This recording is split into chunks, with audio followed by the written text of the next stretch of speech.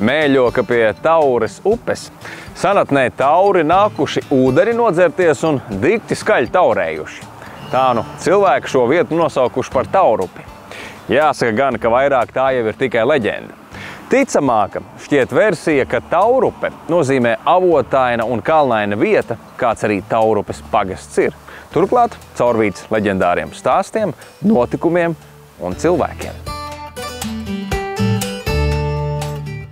Ievērības cienīga ir Aderkašu Svētās Marijas Magdalēnas pareizticīgo baznīca, ar baznīcu cieši saistīts priestera Jāņa Līča vārds, kuras spilgtie un dedzīgie sprediķi un aktīvā darbība latviešu zemnieku audzināšanā un izglītībā izpelnījās draudzes locekļu mīlestību un cieņu.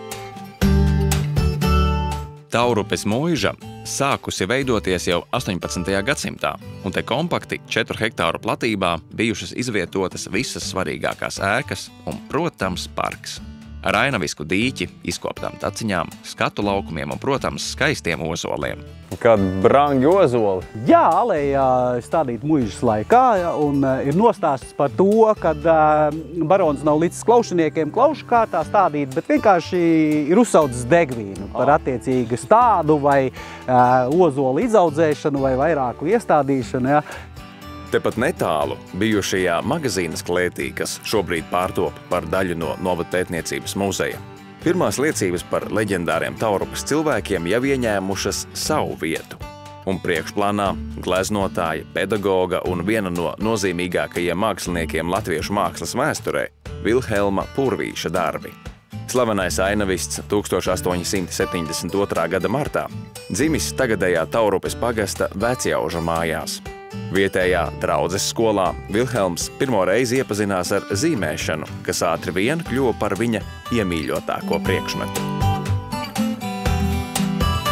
Novada pētniecības muzeju Taurupes pagastā veidojuši paši pagasta iedzīvotāji, piepildot to ar pagātnes liecībām un interesantiem iedzīvotāju atmiņu stāstiem. Jā, un tad tas unikālais gadījums, kad 4 brāļi Latvijas ordeņa kavalieri, ja, tad mūsu novadnieki, un viņu šī iesaistīšanās neatkarības karā sākās ar miliču vēlmi viņus represēt. 1919. gads februāris, ja, no kā viņi izvairās, jo paši piedalījušies Pirmajā pasaules karā un aizbēga uz Ziemeļu vidzemi, kur iestājās Zemitāna brigādē, Ziemeļlatvijas brigādē, un Valmieras pulkā tiek ieskaitīti, ja, un šo kauju gaitā tad iegūst arī Maršbeša veids varoņdarbu un tiek apbalvot ar Maršbeša ordeņu. Visi 4 brāļi? Visi 4 brāļi, jā. Tas ir unikāli arī. Tas fakts ir, jā. Man liekas, vienīgais Latvijā.